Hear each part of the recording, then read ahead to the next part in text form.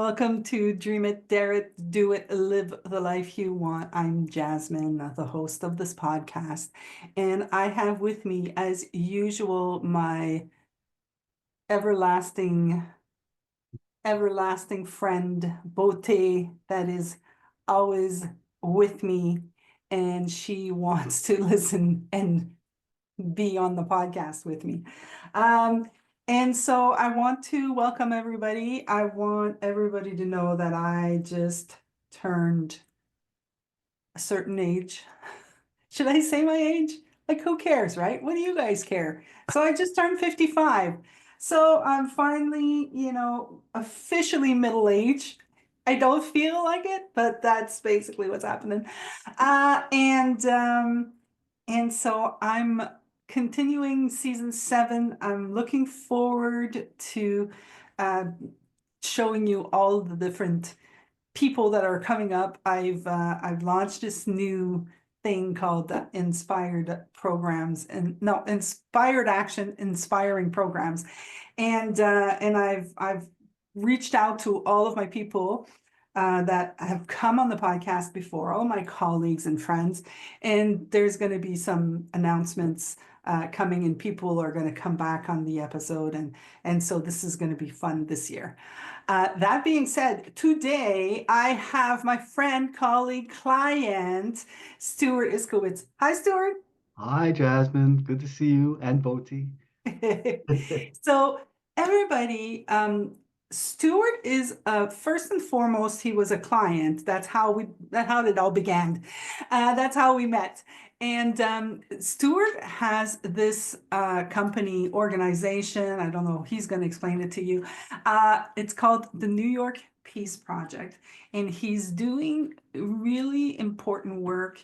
And it's all about living from the inside out and living a different life, a life that's more aligned with who you are.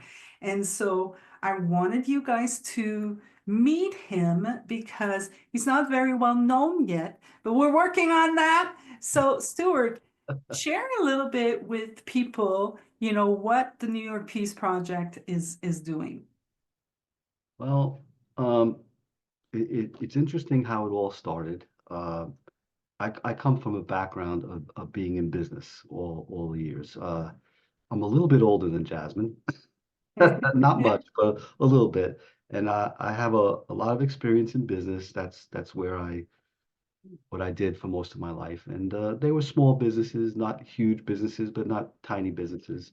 And I had to deal with a lot of people. And um, during that time, my identical twin brother, uh, Mark, was telling me about this guy, Sid Banks, that he had discovered, and introduced me to the understanding of the three principles. And like Jasmine referred to, it's an inside out way of looking at life and understanding that we all make up our own reality through our thinking, through our thoughts. Um, and at first, I resonated with it. I liked it. And we're talking about 25 years ago. He had spoken to me about it, maybe even a little bit more. But anyway, time passed and I no longer was involved in the business. And it was time for me to start thinking about what my next chapter in my life was going to be. And so I decided to do something with Mark in terms of sharing this message. And the idea was to share this message with people that probably would not hear it, or it wouldn't be available for them to hear it. Um, so Like, that, what do you mean? What do you mean by they wouldn't be available to hear it? Like they wouldn't have audio? but no, I'm just saying that I just wanted to bring it to people that I felt uh, were overcoming circumstances in their lives that were very challenging. Makes it difficult to hear a message when you're having Yeah, challenging lives. yes, it is difficult. I have to admit that.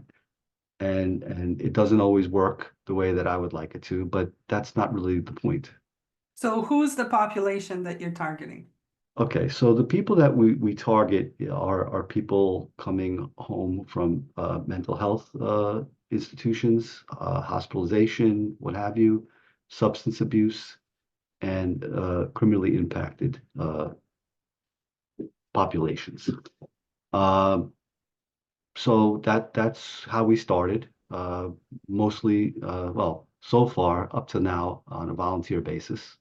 Yeah. Uh, and the idea is to do the way I look at it is kind of a proof of concept to the organizations that we're working with.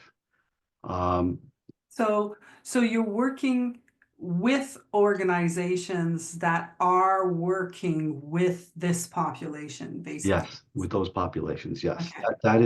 that is the target as far as business wise. And New York Peace Project is not a nonprofit at this point. That might change, or who At this knows? point is a volunteer thing. Yeah, yeah, yeah. I try to keep it in the now, Yeah. what's happening now, but there is an overall vision and where I'd like to go with it. How I get there, I don't know. But here's the beautiful thing about it, about the three principles and this understanding. Not knowing how it's going to happen or not knowing where it's going to lead, it's okay. I'm okay with it because I know, and people say the word I know, and they mean a lot of different things. You can know something intellectually, uh, you can know somebody, an acquaintance, but I'm talking about a knowing that's within us, that's already within us, and a knowing that a lot of times our own thinking will keep us from seeing. So I feel or know inside that this is the right thing. This is what I'm supposed to do. This is really what all of us are meant to do. It's just for us to figure out what that means for us. And it's really an individual thing. Each person has to understand that for themselves. You can't make someone understand this. You can only guide them in a certain direction for them to see it for themselves. And that's really all that I'm trying to do with anybody that I talk to about this, or anybody that I work with, or any organizations that I work with. It's a matter of being what you're talking about as best we can.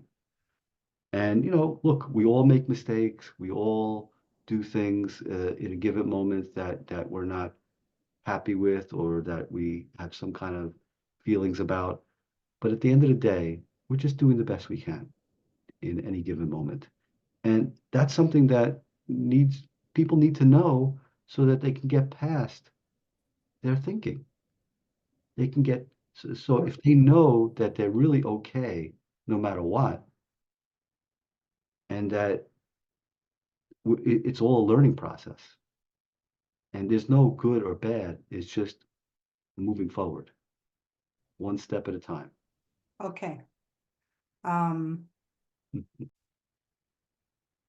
so so tell me, how do you do this? I remember you sharing some testimonials from people that you had taught, or it's not even a teaching, it's more, I don't even know how to explain it, but it's like explorations of how we do. I mean, my podcasts are always about exploring something. Yeah, I don't want to get too into the detail of it because I want us to explore something together so that we can basically tell people or show people how it's done and what we're seeing about something. So like you've been, because I know you've been meeting quite a lot of people that have had like what we would qualify as difficult lives, yes. right? And what you've seen is that they're not very different from us. No, they're not. No, We're all the same. I mean, that's the thing that we all forget.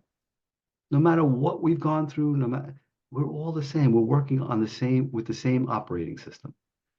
And at first, I thought, oh yeah, this might not be good because they're going to look at me and they're going to know a little bit about my life and feel like they can't relate. But when we really get down and have conversations, it all it's the same for You know, every. you're always surprised to tell me I'm the white guy and like we get to talk. Like you used to tell me that in the beginning. It's like I didn't think they'd talk to me because I'm just a white guy here, you Yeah, know. yeah, because I think that people they have their first initial, you know, view of somebody, the outside view, and we all make assumptions, we all have thinking about that. And then once you give somebody a little bit of a chance, and that's all I ask, just hear me out. Let me have a conversation with you.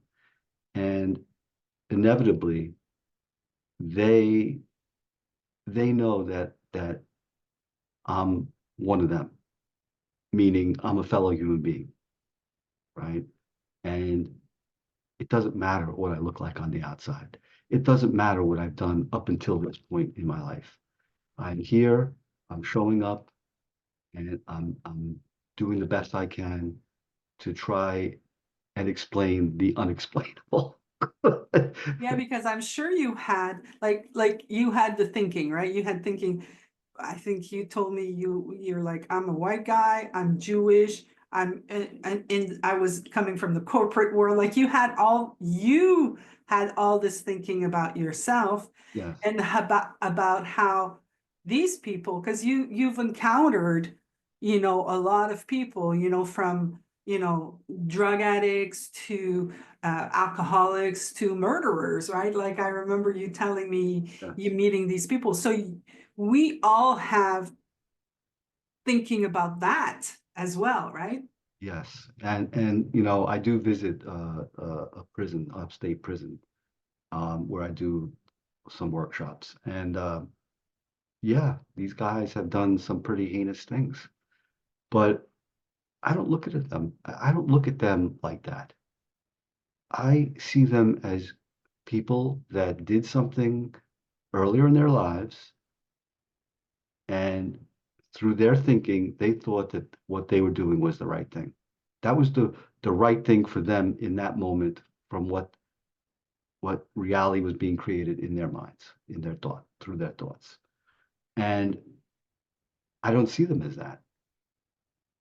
I see them as human beings that still have infinite potential in their lives to do good, to change, make major changes in their lives once they see, and I mean see like deeply, that they're okay, no matter what's going on the outside. And I tell them all the time, and they agree with me, you can be in prison and be free in your mind, or you can be out here in the world and be trapped in your own thinking. And that's a prison just as well as a physical prison. And I Yeah, I think think yeah, I think it's misunderstood that. I mean, if there's one thing that I've seen for myself, I've shared with you many of my, explorations for myself.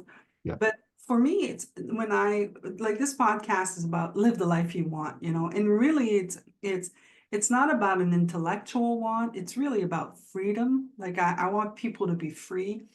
And I really want people to be free in their minds because like I can see for myself that a lot of the times when I felt trapped or not free or confined or whatever it was always coming from something that I thought. So my prison was in my head. And I was free, but I wasn't free. right. Exactly. That is exactly what I see. I mean, it's not like I'm just talking to you about it from from someone else's perspective. This is what I see. personally from doing it. And And let me ask you, I'm sorry to yeah, interrupt you, but yeah, sure. from those people that you've met at the jail or at the prison, right? It's not jail, Prison. it's Yeah. prison. The people that you've met at the prison, have any one of them, because you've been working there for a little while now, have any one of them started telling you that even though they're in prison, they're feeling freer? Yes, as a matter of fact. And, you know, look,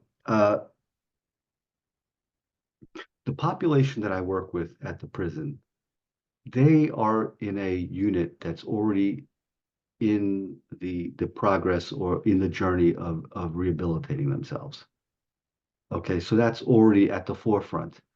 So I'm just taking it to another level. And I tell them all the time, I learn just as much from them as they learn from me. You know, this is not, you know, me being the expert on anything. You know, this is just me trying to explain something that I think is so helpful to all of us. And they really enjoy it. So right now I'm reading this book with them, Second Chance, that Sid Banks wrote. And, you know, I've read it myself, and reading it now with them, it just adds a whole new level to the whole thing. And I'm seeing things in it that I didn't see before just from doing this. And it's kind of amazing to me Well, how that's the joy of understanding this. It's because we can we can hear something new with something old all the time, because our our come from is now.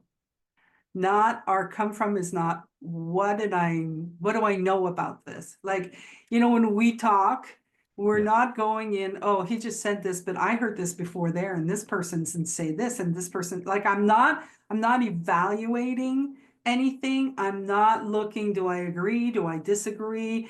Well, how can I repeat? How can how can I respond? No, I'm just listening to listen, Mm, and then I can see something new, something fresh, something deeper, something else yeah. than the already thought stuff that I've had since 1984.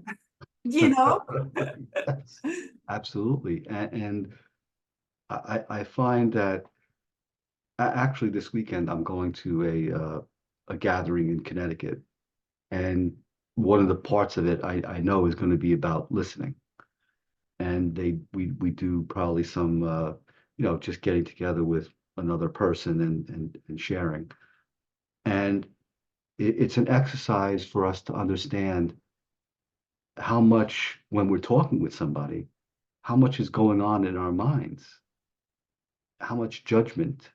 What is this person saying? You know, do I relate to that? You know, there's a lot of thinking going on, and it kind of keeps us separated. And the idea is to bring us together. So by letting those thoughts go, we can have more of a direct connection. And that's really what being human and being, you know, with having relationships with people is really all about. yeah, the magic happens inside a conversation, Yeah. and a deep listening, conversation is really amazing. What really amazes me is how, when I don't know if you've had this experience, and maybe you can share your point of view on that, but what amazes me is how the other person reacts or acts or is different by how much less thinking I have. Hmm. Like, if I'm listening to you and I have no thinking, it's like that person has more space to actually be in their own flow, because they don't have to deal with my thinking, because it's a ping pong energy thing that happens when we're talking, right? So Mhm. if and we think that because we're silent, that we're not saying anything, we think that nothing's happening, but that's not how that goes. We are spiritual beings. And even if in your energy, if in your look, if you're like, oh man, I hate this person. Can you shut up? Like this other person is gonna feel that whether we like it or not. Like, Right. And I think one of the things that Sid pointed out was that what we do with our thinking, it's an innocent thing. It's not intentional. And a lot of times what I find is when I'm listening to somebody, really listening, I'm not listening for actually the words that they're saying. I'm listening to how they're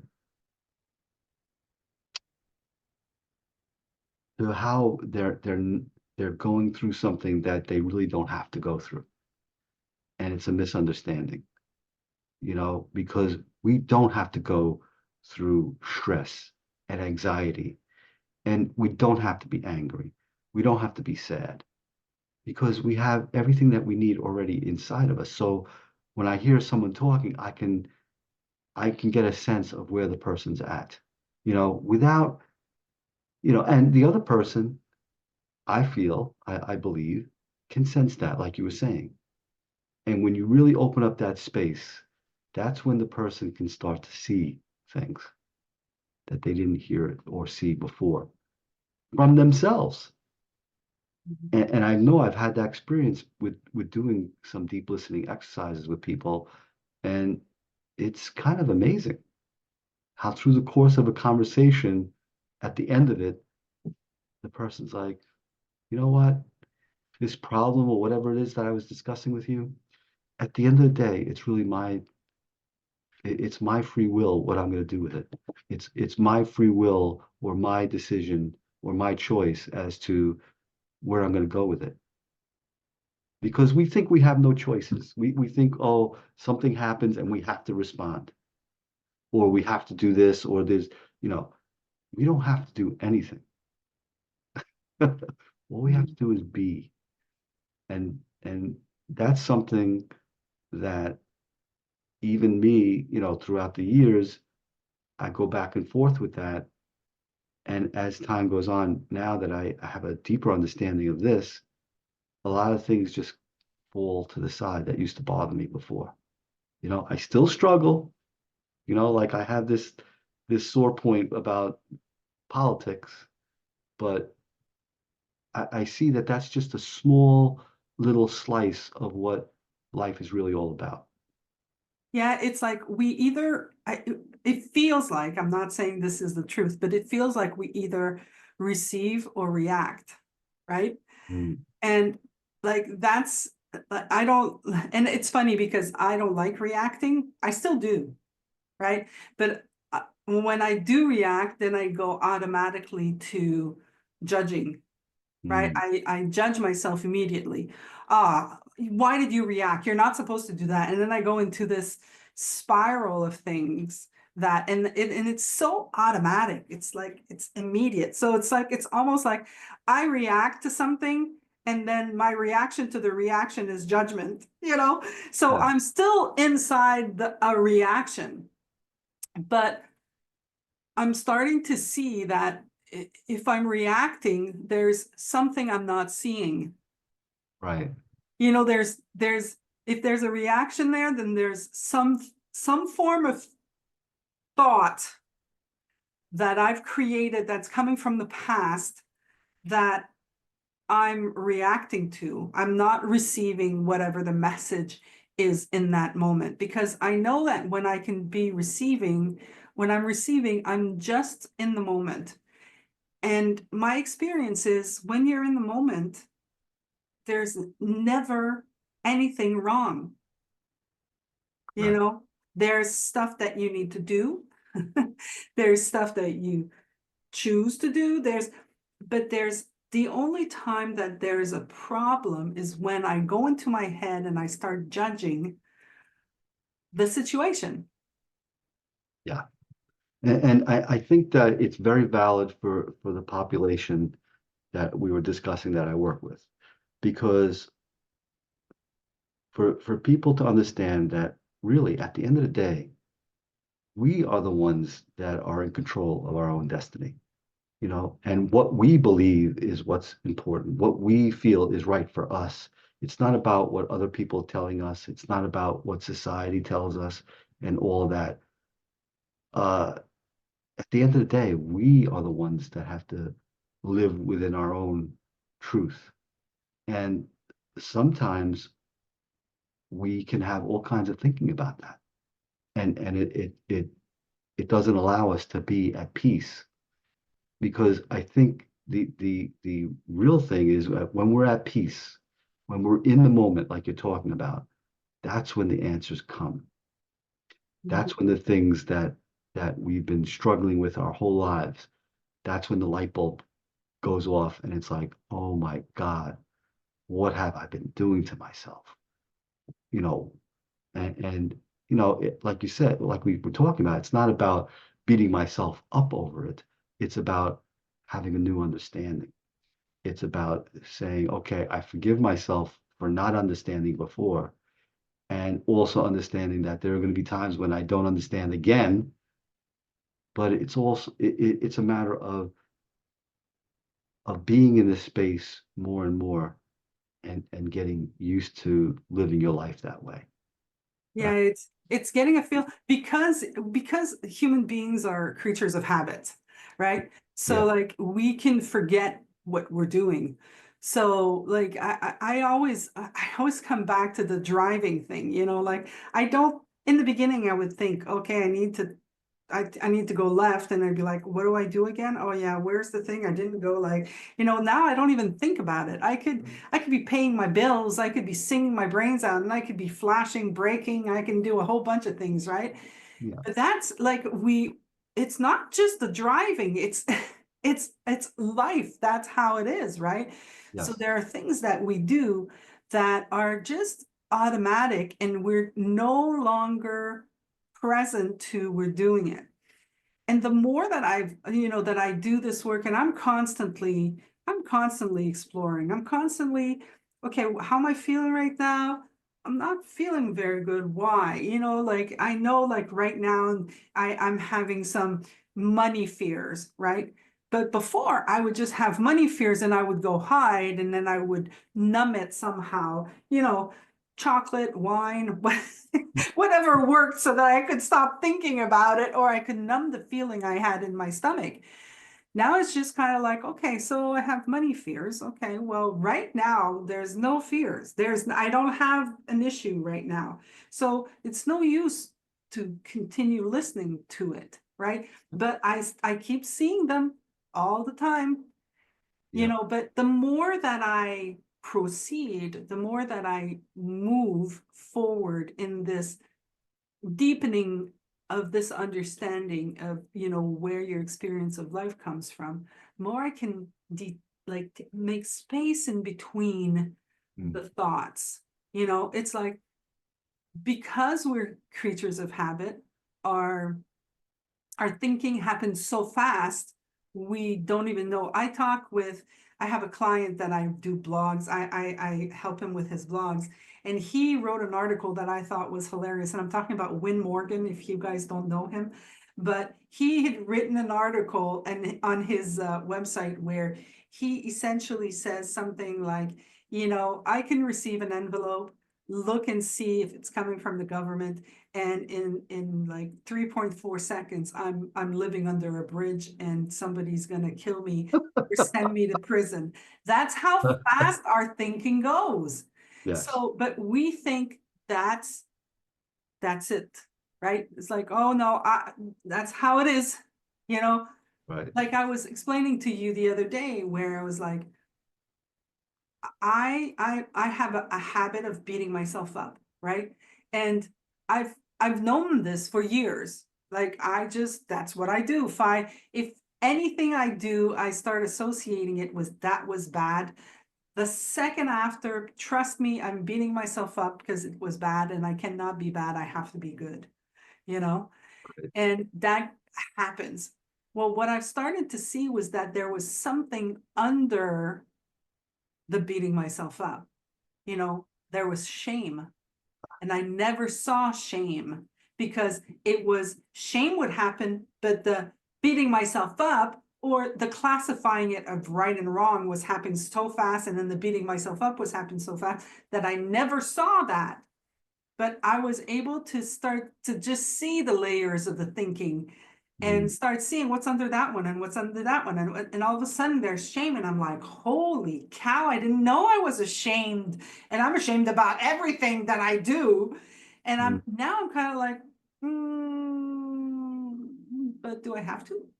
no. You know?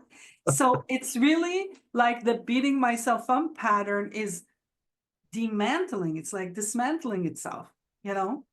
I find that the people that I work with, like, the population, they do a lot of that. Yeah. A lot of beating themselves up. There's a lot of shame involved, Yeah, because they have society that agrees with they are bad. right? And that's where I come in to point out to them that's not that's not really the truth. The truth is what you think. The truth is what you see inside of yourself. We all have a tremendous capacity for resilience, right? To get past things that we think are insurmountable. And again, the key word is we think, but are they really? You know? Okay, listen, we've already busted our time, but before we close, I want to mention that you work with people that are, coming out of or rehabilitating, but Right, your goal is also to work with the people helping these people, right. So, because these right. people these people have hearts. They're doing what they're doing because they're seeing something, but they also can sometimes forget, right? Oh yeah.